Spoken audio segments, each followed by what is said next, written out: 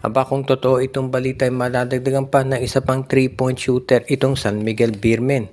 Dahil ang usap-usapan daw ngayon baka itong si Javi Gomez de Leano ng Magnolia Hotshots ay mapunta sa San Miguel sa pamamagitan ng isang 3-team trade. Baka daw ang mangyari nito, si Javi Gomez de Leano dalhin sa San Miguel Beermen. Ito namang si Joshua Monzon mapunta sa Magnolia Hotshots. At itong Titan Ultra naman, maakuha nila si Jeron Teng. Alam natin na itong si Joshua Monzon ang balitay sa TNT dapat pero hindi magkasundo doon sa mga players na ite-trade itong TNT at itong Titan Ultra. Kaya daw itong si Monzon ngayon ay willing na i-offer ng Titan sa iba't ibang mga teams. At yan pumapasok sa eksena ang SMC.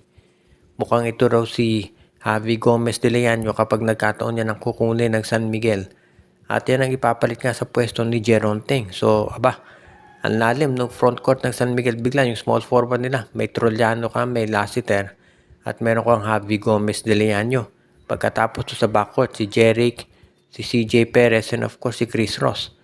Actually, kung ganyan yung sitwasyon, no, itong si Javi Gomez de Leano, pwedeng dalhin nila sa backcourt. Yan ang maging shooting guard kasama ni CJ Perez. At ito namang si Jericho Cruz at si Jerica Hanmisi, sila magpo-point guard sa San Miguel. So magiging maganda itong rotation nitong San Miguel Beer kung sakasakali. Posible rin dahil paretiro na to si Chris Ross, no? Baka CJ Perez, Jericho Cruz doon o CJ Perez at Javi sa shooting guard. Si Jeric at si Jericho Cruz naman ang maging point guards nila. Ito isa pa naman to sa mga possibilities, no? Pero hindi na ako magugulat kung ito'y gawin talaga ditong San Miguel dahil mukhang maganda itong sitwasyon dito sa San Miguel ngayon na pwede silang kumuha ng mga dagdag pa ng mga scorers. At nababalitaan natin na pag-uusapan ang koponan ng Titan Ultra sa ngayon daw itong lineup ni Coach Renzi Bahar ay willing ding i-trade ang isa pa nilang player, itong si Franyu. Itong si Franyu daw ay kinoconsider naman ng Rain or Shine Elasto Painters at ng Terra Firma Jeep. Ang Rain or Shine kasi, ngayon interesado dito kay Franyu, parang nakikinita na ni Coach Yeng Giao na itong si Andre Karakot hindi magtatagal dito sa team nila. At mukhang hindi sila magkakasundo sa negotiations. Ang tagal na nila nag-uusap pero hindi pa rin magkasundo.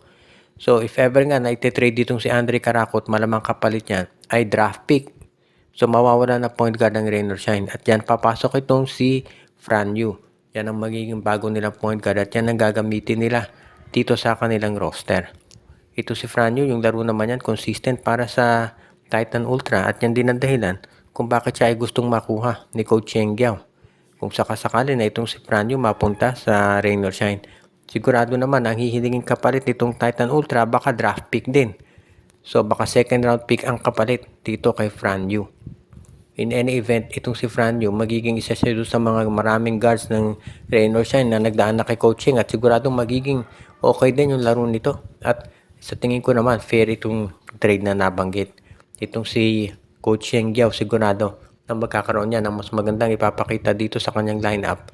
At yan din ang dahilan kung bakit nga ngayon itong si Coach Yeng Giao sigurado na magiging isa yan doon sa mga teams talaga na mag-aabang dito sa serbisyo ni Franyu kapag ito na ay naging available at sa tingin ko naman makakatulong talaga to dito sa kanilang roster.